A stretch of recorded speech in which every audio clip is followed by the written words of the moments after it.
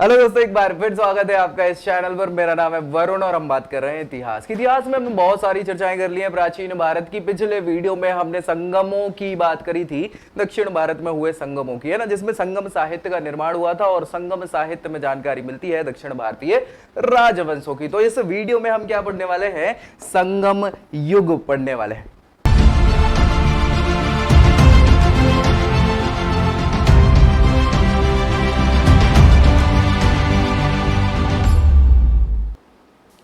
तो दोस्तों चलिए स्टार्ट कर लेते हैं संगम युग के बारे में। देखो, ये तो आप डायरेक्ट देख पा रहे होंगे, मुझे लगता है ये है उस समय का दक्षिण भारत, है ना। दक्षिण भारत में चोलाज हुए हैं, चोल वंश जिनको कह रहे हैं, पांड्याज हुए हैं ना। मदुरई इनकी राजधानी हो रही थी और यहीं पे आपको पता है कि तीनों संगम हुए हैं, मतलब इसके आस पड़ोस हुए हैं, ऐसी बात नहीं है, ठीक है। और चेर साम्राज्य भी चल रहा था। सो चेर, चोल और पांड्य, यही बेसिकली उस समय दक्षिण भारत के साम्राज्य या राज्य हुआ करते थे, ठीक है भाई। तो हम स्टार्ट एक एक करके करेंगे सारी चीजों को। इस वीडियो में हम जो बात करने वाले हैं वो हम बात करेंगे संगम युग का जो राजनीतिक इतिहास है, उसके अंतर्गत चेर साम्राज्य की हम बात करेंगे। इसकी बात करेंगे, चेर साम्राज्य की बात यहां पे करने वाले। तो भैया क्या है कि बहुत सारे ऐतिहासिक स्रोत हमने देख लिए थे। कौन कौन से ऐतिहासिक स्रोतों में जानकारी मिलती है?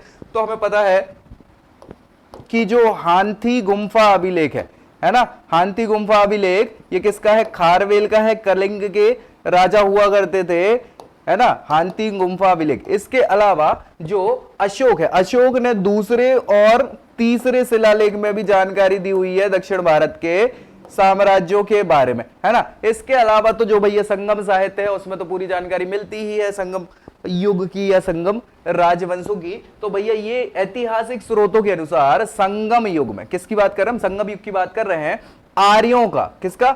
आर्यों का प्रसार दक्षिण भारत में हुआ और वो किसने करा? महर्षि अगस्त्य ने किया, ठीक है। अगस्त्य ऋषि की हमने बात कर ली थी, पहली संगम उन्होंने ही करवाई थी सारी चीजें। संगम साहित्य और अन्य स्रोतों में चेर, चोल और पांड्य, ये तीन साम्राज्य जो हैं उस समय के क्षेत्रीय राज्यों का वर्णन किया गया है। काय में किया गया है? संगम साहित्य में, ठीक है। संगम कवियों और लेखकों के, जो हमने देखा था ना पिछले वीडियो में, आपको पता होगा कि लगभग भैया 9000 9,500 जो है वो विद्वान और लेखक कवि वगैरह रहे, उनकी रचनाएं संकलित हुई है संगम साहित्य में। सो कवियों और लेखकों के मतानुसार चेर, चोल और पांड्य, ये तीनों जो शासन हैं या राजवंश हैं, इनकी अवधि महाभारत युद्ध के आसपास की थी। अब ये लोग तो यही बता रहे हैं, कौन बता रहे हैं? जो कवि लेखक हैं जिन्होंने संगम साहित्य का संकलन किया हुआ है, उन्होंने बताया है कि भैया चेल, चोल, पांड्य ये उस समय के हैं जब महाभारत का युद्ध हुआ कर रहा था, है ना, मतलब कौरवों और पांडवों का जो युद्ध हुआ था ना, वही उस समय। प्राचीनतम ज्ञात जो तमिल साहित्य है, देखो यार, पहले संगम साहित्य की तो कोई जानकारी मिली नहीं है जो साहित्य थे, क्योंकि वो भैया समुद्र में डूब गया था, मदरे तो सब खत्म, है ना। दूसरे में से जो है वो तुलक पियर मिल जाता है, दूसरी साहित्य के, है ना। तुलक पियम जो पियर जो थे वो अध्यक्ष थे, अध्यक्षता कर रहे थे, अगस्त ऋषि के शिष्य हुआ करते थे, उनने ही तुलक पियम लिखी थी। तो उसके बारे में थोड़ी बहुत जानकारी मिलती है। और वो तमिल का क्या है, व्याकरण ग्रंथ भी है। उसमें संगम शब्द का प्रयोग एक सैवंसत तिरुनक्का राशु, क्या है?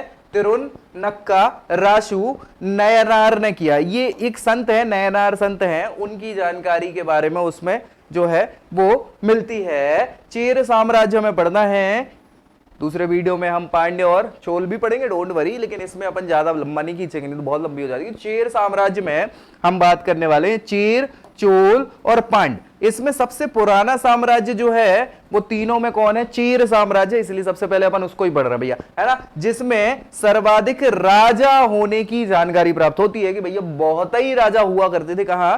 बहुत ही राजा, मतलब ऐसा नहीं कि एक साथ बहुत सारे राजा थे, एक के बाद एक, एक के बाद एक के बाद बहुत बड़ी वंशावली है किसकी? चेर राज्य की। तो भैया शुरुआत जो चेल साम्राज्य की करी है वो उदयन जेरल ने करी। किसने करी? उदयन जेरल ने करी है। 130 ईस्वी में जो सबसे प्राचीनतम जानकारी हमें मिलती है इनकी, वो ये चेर साम्राज्य, थेर लिख गया है गलती से, चेर है जी, है ना। चेर राज्य का सबसे पहला शासक उदयन जेरल हुआ करता था। संगम साहित्य के अनुसार उदयन जेरल जो है, इन्होंने महाभारत के सैनिकों को भोजन करवाया था। समझ रहे हो? महाभारत में भैया बहुत सारी सेना थी ना, लंबी अच्छी हाँ, खासी, बिल्कुल सहस्त्र की सेना हुआ करती थी, है ना। सो उसने किसने, जेरल ने, उदयन जेरल ने, ये चेर वंश के शासक थे, इन्होंने महाभारत में दोनों को, कौरवों और पांडवों दोनों की सेना को भोजन कराया था संयुक्त रूप से। तो मतलब बहुत बड़े व्यक्ति हुए होंगे, ठीक है। इनका संभावित काल 130 ईस्वी बताया जाता है। महाभारत में भोजन कराने के कारण उसको भोजन कराने वाला उदयन जेरल भी कहा गया है, Udayan जेरल of the great feeding, क्योंकि भैया ये सेना ही बहुत बड़ी थी, है ना। कौरवों पांडवों की आपने महाभारत तो देखी होगी, देखी नहीं देखी, नहीं देखी तो देख लेना भैया, अच्छी चीज, ठीक है। इसके अलावा फिर दूसरे शासक जो हैं वो नेदुन जेरल हो गए, वो उदयन जेरल थे, ये नेदुन जेरल हो गए। आदन इनका नाम हुआ करता था। दूसरा शासक नेदुन जेरल, आदन हुआ करता था। यह उदयन जेरल का क्या था भैया, पुत्र हुआ करता था।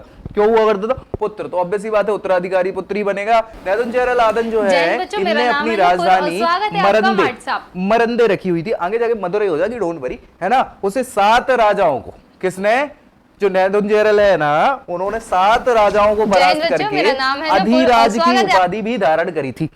साथ ही साथ अगर हम बात करें, इन्होंने समस्त भारत पर विजय प्राप्त करके हिमालय पर चेर राज्य का चिन्ह जो हुआ करता था धनुष, चेर राज्य का चिन्ह क्या हुआ करता था, धनुष हुआ करता था। तो भैया हिमालय पर चेर राज्य का चिन्ह अंकित कर दिया था और उसने उसे इमय बरम्बन, क्या इमय बरम्बन कहा जाता था, जिसकी सीमा हिमालय तक हुआ करती थी।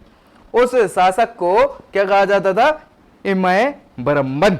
समझ में आ रहे हो कि नहीं पा रहे हो? तो भैया नेदुन जेरल भैया आदन जो है, ये भैया वो हिमालय तक की सीमा इनकी थी, इनने पूरे भारत में विजय प्राप्त कर ली थी। ये पौराणिक मान्यता है ना, ऐसी बात। चलो, आदन जो है अपने समकालिक चोल शासक, क्योंकि चोल शासन भी तो चल रहा था ना, तो चोल शासक से युद्ध कर रहे थे और उस युद्ध में इनकी मृत्यु हो गई। अब भैया इतने बड़े साम्राज्य के विजेता हो गए थे, उन्होंने बढ़िया भारत जीत लिया था और चोल शासक से परास्त हो गए और वहीं पर इनकी मृत्यु हो गई। और उनकी पत्नी भी सती हो जाती है। तो सती प्रथा समझ में आ रही है ना कि चल रही थी भैया। नेदुन जेरल आदल ने अपना अधिकांश समय क्या किया, केवल सैनिक शिविरों में व्यतीत किया। लड़ाई झगड़ा युद्ध अभ्यास ही चल रहा है इनका, युद्ध हो रहा है एक दूसरे राज्यों से। और मालाबार तट पर अपने स्थानीय शत्रु को उन्होंने परास्त किया था। मालाबार समझ रहे, केरल वाला जो तट है वो मालाबार कहला रहा है। मतलब वो वहां पे क्या है, चेर साम्राज्य हमने देखा था, चेर साम्राज्य का पांड वाला कुछ हिस्सा होगा, तो वहां पे उन्होंने क्या करा, स्थानीय शत्रु को परास्त किया था। उसके बाद है कुट्टवन, क्या नाम है, कुट्टवन, उदयन जेरल का दूसरा बेटा। हेलो दोस्तों, एक बार फिर सवाल, उदयन जेरल जो पहला शासक है, एक बेटा तो नेदुन जेरल हुआ करता था, ठीक है, दूसरा बेटा कुट्टवन हुआ करता था, ठीक है। सो पहले कुट्टवन नेदुन जेरल ने शासन किया, उसकी मृत्यु के बाद कुट्टवन शासन करेगा, है ना। और इसका भाई हो गया वो, तो कुट्टवन चेर साम्राज्य का तीसरा शासक हुआ करता था। Welcome back to this channel. आज हम कोंगू, क्या नाम है, कोंगू, इसका युद्ध किया और इस युद्ध में विजय प्राप्त करके चेर राज्य का विस्तार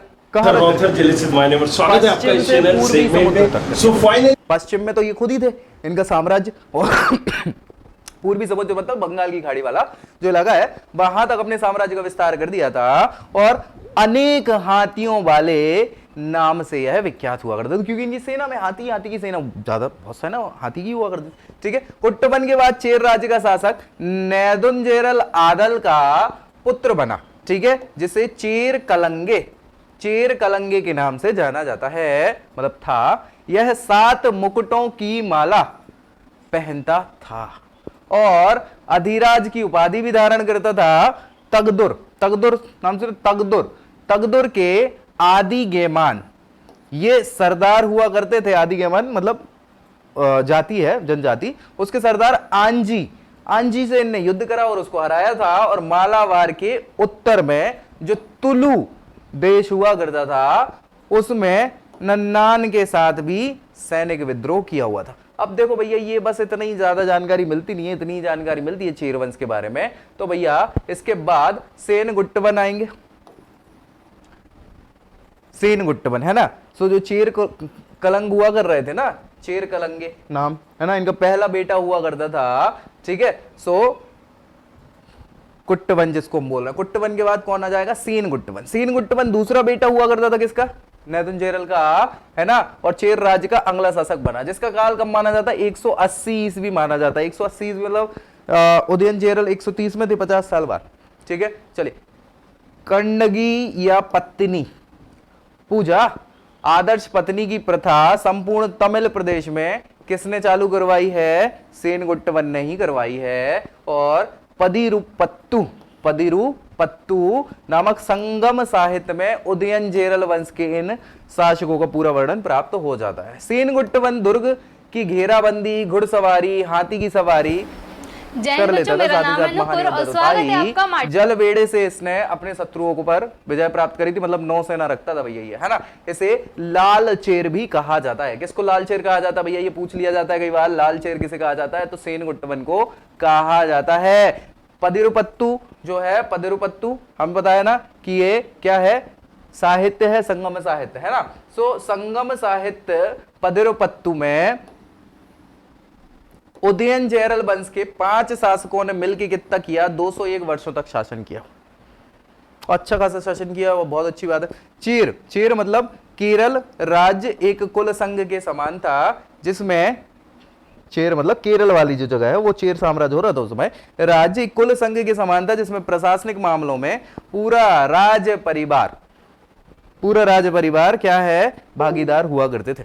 ठीक है, चलो इसके आगे हम बात कर लें जल्दी अन्य शासकों की चेर वंश के। तो उदयनचेरल वंशी शासकों के अतिरिक्त चेर राज्य में अन्य राजाओं ने भी शासन किया है। इन शासकों में अंदुवन, क्या नाम है? अंदुवन, और उसका बेटा है सेलचक डुंगोवली, है ना। वो आपने मूवी देखी होगी, छोड़ो। डुंगोवली आदन प्रमुख हुआ करते थे। अंदुवन को विद्वान और सेलवक्कड़ू गोवाली आदन का संगम साहित्य में धार्मिक यज्ञकर्ता के रूप में प्रस्तुत किया गया है कि भैया ये धर्म कर्म करने वाले विद्वान भी हुआ करते थे। नीलकांत शास्त्री ये भैया इतिहासकार है, इनके अनुसार संगम साहित्य में वर्णित आय कोई शासक नहीं बल्कि ये वंश हुआ करता था। ठीक है, सो हो सकता है ये वंश हुआ करता हो। बेल का संबंध, ये बेल हैं, बेल का संबंध अगस्त और विष्णु से बतलाया गया है। ठीक है, ऋषि हुए होंगे। ठीक है, पारी शासक कपिलार नामक कवि का मित्र एवं संरक्षक हुआ करता था। कौन? पारी शासक जो था वो कपिलार नामक कवि का मित्र और संरक्षक हुआ करता था। 190 ईस्वी में 2 चेर शासक हुआ करते थे। कौन कौन से? पेरुजेरुल, इरम्पोरई और नंदुमान अंजी।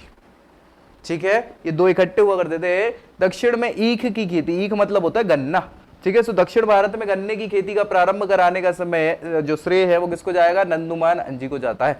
ठीक है, चेर वंश का जो अंतिम प्रतापी शासक हुआ है वो हुआ है कुड्डू कोइल जेराल इम्पोराई। क्या नाम है? कुड्डू कोइल नजेराल और इम्पोरई। ऐसा बड़ा नाम है भैया, क्या ही कर सकते हैं। जिसकी राजधानी क्या हुई? करूपुर हुई या बंगी हुई थी। चेर राजा सेय को हाथी की आंख वाला भी कहा जाता है। ईसा की 2री शताब्दी के बाद क्या हो गया कि चेर साम्राज्य धीरे धीरे क्या हो गया? कमजोर होता चला गया, पतन की ओर अग्रसर होता चला गया। और 8वीं शताब्दी तक शासन किया तो है, लेकिन अब देखो चेर साम्राज्य जो है वो केरल वाला साम्राज्य था, पूरी ऊंची चोटी वाला है पूरा, मतलब एक प्रकार से आपको पता है ना पश्चिमी घाट वाला इलाका है और यहाँ ज्यादा बसावट ऐसी है कि जंगलों की भरी मात्रा है, तो वहाँ वैसे भी कम ही शासक हैं जिन्होंने अटैक किया हो। तो 8वीं शासकता, 8वीं 2री के बाद 8वीं तक इनका कोई ज्यादा जिक्र मिलता नहीं है। ठीक है, चले नेक्स्ट। इसके बाद हम पढ़ेंगे किसके बारे में? तो हम पढ़ेंगे पांडवंश के बारे में। किसके बारे में? पांडवंश के बारे में। तो मिलते हैं नेक्स्ट वीडियो में, तब तक के लिए जय हिंद।